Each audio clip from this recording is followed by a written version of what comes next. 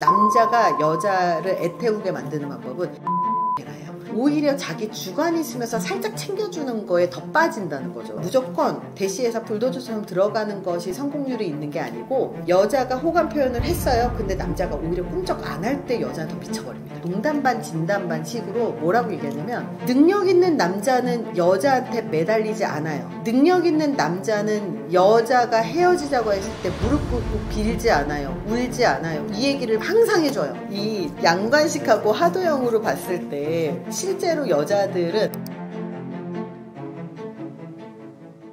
여자가 다정한 남자가 좋다고 하는 심리는 무엇인가요? 여자들 100이면 100 다정한 사람이 좋아요. 이거는 100이면 100이에요. 그러면 다정한 사람이면 다 맞춰줘야 되는 이런 생각을 하거든요. 근데 오히려 이런 분들이 빠지게 되는 남자들이 진짜 다정함이라고 얘기하는 막 자꾸 눈치 보고 하는 게 아니라 오히려 자기 주관이 있으면서 살짝 챙겨주는 거에 더 빠진다는 거죠. 왜냐면 남녀 관계가 썸이라는 게 뭐예요? 확실하지 않은 관계잖아요. 불안한 관계잖아요.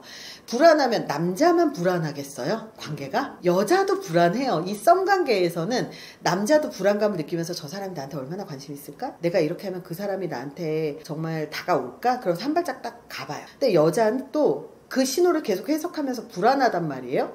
이 사람이 이렇게 말을 하는 게 나한테 관심일까? 호감일까? 관심이 없으면 어떡하지? 그러면서 뭐 사진 같은 거 보내면 한 걸음 더 들어오고, 요거를 둘이 계속 하고 있는, 눈치 게임을 하고 있는 게 사실 썸관계예요. 그래서 언제 사람들이 마음이 제일 애가 타냐면, 남자도 이 여자가 리액션이 있다가 리액션이 뚝 끊겼을 때 되게 불안하고 애가 타잖아요. 그리고 이 여자가 다른 남자를 만나는 것 같거나, 아니면 이 여자가 다른 사람들이랑 잘 노는 것 같아 보인다거나, SNS를 보면서, 혹은 이 여자가 내가 카톡을 보냈는데 이 여자분이 답을 좀 늦게 한다거나 이러면 되게 애가 탄단 말이에요. 근데 여자도 마찬가지예요. 여자도 이 남자가 계속 나한테 카톡을 보내고 계속 대시하고 계속 호감 표현을 해요. 그러면 어떻게 될까요? 이 불안이 안심이 되죠. 아, 얘는 확실하게 나한테 관심이 있네. 그럼 관심이 떨어져요. 근데 이 사람이 나한테 관심이 있는 것 같긴 한데 확실하진 않아. 이 상태일 때 여자는 빠져들게 돼 있어요. 그래서 언제 여자들이 빠지냐면 헷갈릴 때요. 언제 헷갈리냐면, 나한테 관심이 하나도 없어 보여. 근데 왜 모임 같은 데서 나한테 관심이 하나도 없어 보이는데 나한테만 딸기우유 주면서 너 딸기우유 좋아하잖아. 딱 주고 가잖아요. 그럼 그때부터 얘는 일주일간 잠을 못 자요. 쟤가 나한테 관심이 있었나? 다른 사람은 안 주고 왜 나한테만 줬지? 이런 것들. 그리고 친구 관계처럼 만났는데, 예를 들어서 데이트할 때만 가는 되게 분위기 좋은 데로 데려갔어요. 예를 들어서 분명히 저 사람이랑 나랑 그런 관계로 뭔가 이렇게 썸 같은 느낌이 안 들고 저 사람이 나한테 관심이 썩 없어 보이는데 왜 이렇게 분위기 좋은 데로 왔지? 근데 하필이면 막 의자도 빼줘, 막 아니면 막 뭐 문도 열어줘 그런 거 있잖아요. 그 차에 문도 막 열어줘, 막 이러면 이 사람이 왜 나한테 이러지? 이렇게 헷갈리는 거. 예를 들어서 별거 아닌데 오늘 되게 예쁘세요, 스타일링이 되게 멋지세요 라고 하는데 평상시에 나한테 관심이 없어 보였어. 그냥 감정 빼고 카톡만 주고받았는데, 그래서 이제 가끔 얼굴 보는 사이인데 갑자기 이래. 그냥 친구라고 생각을 했는데. 그러면 여자는 그날 저녁 때 설마 이러면서 일주일 동안 헷갈리는 거예요. 그러면 계속 생각나게 하면 그 연애는 성공입니다. 그래서 생각나게 해라, 헷갈리게 해라. 남자가 여자를 애태우게 만드는 방법은 헷갈리게 해라예요. 그래서 무조건 대시에서 팍 불도저처럼 들어가는 것이 성공률이 있는 게 아니고, 호감을 먼저 표현을 했는데 여자가 호감 표현을 했어요. 근데 남자가 오히려 꿈쩍 안 할 때 여자는 더 미쳐버립니다. 그래서 이게 남자의 밀당이어야 돼요. 금사빠가 되는 사람들의 특징은 무엇인가요? 저는 되게 냉정하게 얘기를 하면, 남자나 여자나 처음부터 한눈에 빠지지 않아요. 근데 한눈에 빠진다는 건, 그 금사빠라고 하는 건 대부분 자존감이 낮으면, 자존감이 낮은 사람은 상대방을 굉장히 높여서 보거든요. 높여서 보기 때문에 과대하게 평가를 과하게 하는 거죠. 그러면 금사빠가 돼요. 자존감이 낮은 사람일수록 금사빠일 확률이 굉장히 높아요. 그리고 또 두 번째가, 능력이 있는 사람일수록 그리고 남자들 사이에서 서열이라고 얘기를 하잖아요. 남자들 사이에 서열이 높은 사람일수록 사실 잘 안 굽혀요. 상대방한테 먼저 다정하게 굴지 않아요. 포용을 해줄 수는 있어도 눈치를 보진 않는다는 얘기예요.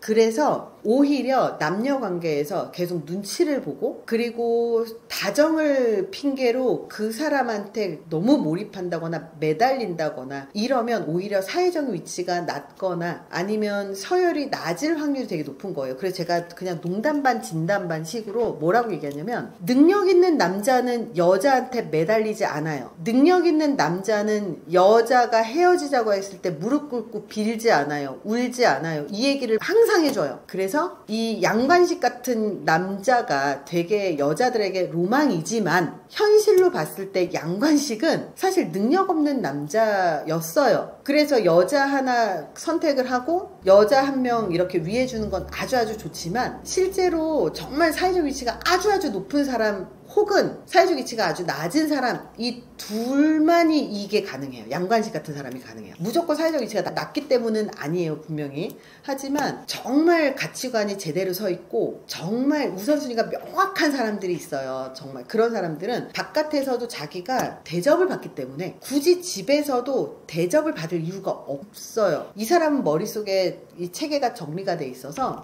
집에서는 내 식구를 무조건 내가 품어야지, 이렇게 생각이 있는 사람들이 있어요. 근데 정말 괜찮은 사람들은 자기의 커리어를 포기하면서까지 그렇게 하진 않는다는 거죠. 그래서 그런 것들은 좀 구분해야 되지 않을까. 폭삭 속았수다 양관식을 이상형으로 뽑는 여자들이 많이 있는데 실제로는 더 글로리의 하도영 같은 스타일을 좋아하지 않나요?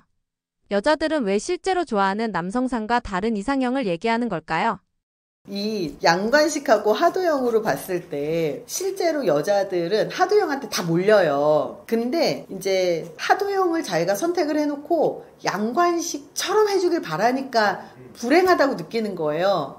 근데 하도영을 선택을 했으면 그 하도영의 관계 그런 방식을 받아들여야 되거든요. 근데 그래서 드라마를 많이 본 거예요, 여자들이. 왜 꼭 여자들이, 왜 우리가 이제 그런 얘기 하잖아요. 나이 먹으면 더 연애가 힘들다 이런 얘기를 하는 이유가, 차라리 어릴 때는 양관식의 모습을 보고 너무 좋아 막 이러면서 이제 연애를 시작을 한단 말이에요. 그것만 돼요. 근데 연애 한 10번만 하잖아요? 그러면 그 중에는 양관식도 있고, 그 중에는 하도영도 있었고, 그 중에는 뭐 정말 매너남도 있었고, 그 중에는 능력남도 있었고, 별의별 사람들이 다 있어요. 그러면 이제 이게 가장 내가 대접받았었던 한 명당 하나씩 있었던 게 10개로 조합이 되면서 자꾸 지금 남자 만나면 옛날엔 양관식이 있었는데 또 다른 모습을 보면서 얘는 예전에 하도영이 있었지 이러면서 자꾸 얘가 마음에 안 드는 부분이 하나 생길 때마다 전 남친 10명을 돌아가면서 생각을 하는 거예요. 그러니까 연애를 못하는 거지. 포기할 건 포기하라는 얘기가, 눈을 낮추라는 얘기가, 항상 우리가 연애를 할 때요, 사람이 완벽할 수가 없어요. 우리 성격 유형을 보더라도, 우리 MBTI는 다 아니까 외향성이면 내향성까지 발달하는 경우가 없어요. 예를 들어서 되게 밝고 그리고 사람들하고 잘 지내. 그러면 필연적으로 혼자 있는 시간을 별로 즐기지 않을 가능성이 높아요. 감수성이 예민하지 않을 가능성이 높아요. 그러면 이게 높으면 이게 반드시 낮을 수 있거든요. 예를 들어서 꼼꼼해요. 그럼 꼼꼼하고 완벽주의자 성향이에요. 그럼 느릴 수밖에 없어요. 이건 필연적인 거거든요. 근데 사람들은 꼼꼼하면서 빠르길 원해요. 절대 같이 공존할 수 없는 거를 원하기 때문에 그렇게 그 공존할 수 없는 거인지조차 인지하지 못하는 경우가 굉장히 많아요.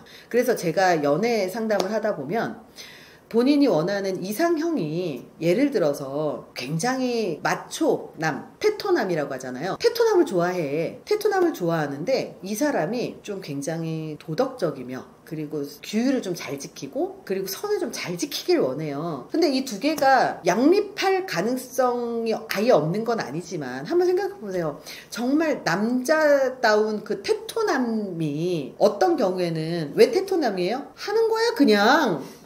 이 마인드가 있는 자신감 있는 사람들이잖아요.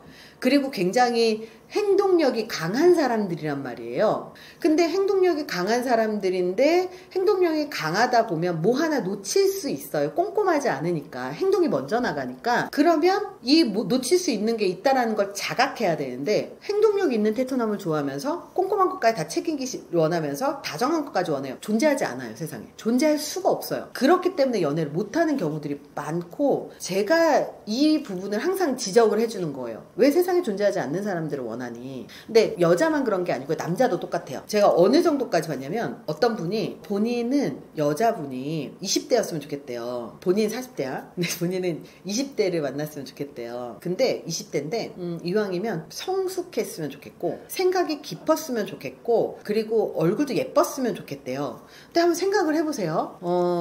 제가 지금 나이가 많으니까 그나마 그 수없이 많은 시간이 있었기 때문에 인간으로서 많은 경험을 해서 성숙해질 기회가 있었고 생각이 깊어질 기회가 있었고 그랬던 거예요. 근데 만약에 이 성숙도 그대로 20대가 가능할까? 애늙은인데? 불가능하지 않나요? 정말. 근데 외모도 예뻐야 돼. 그러면 그런 성숙도 외모까지 예쁘신 분들은 어렸을 때 가정환경이 불우했을 가능성도 높고 아니면 힘든 삶을 살았을 가능성이 되게 높겠죠. 왜냐하면 인간의 성숙도라고 하는 게 얼마나 좌절을 겪었느냐하고 함께 가기 때문에. 그래서 그런 사람을 원하는데 만약에 그런 사람이 외모까지 꾸밀 수 있을 만큼 경제적 여유가 있을까요? 불가능하겠죠. 그래서 그런 거를 원하시는 분들이 생각보다 되게 많아요. 그래서 그런 잘못된 지점들을 설명을 해주는데 그거를 받아들일 수 있으면 이제 연애나 결혼이 가능한 거고 받아들이지 못하시는 분들은 대부분 못 만나시더라고요.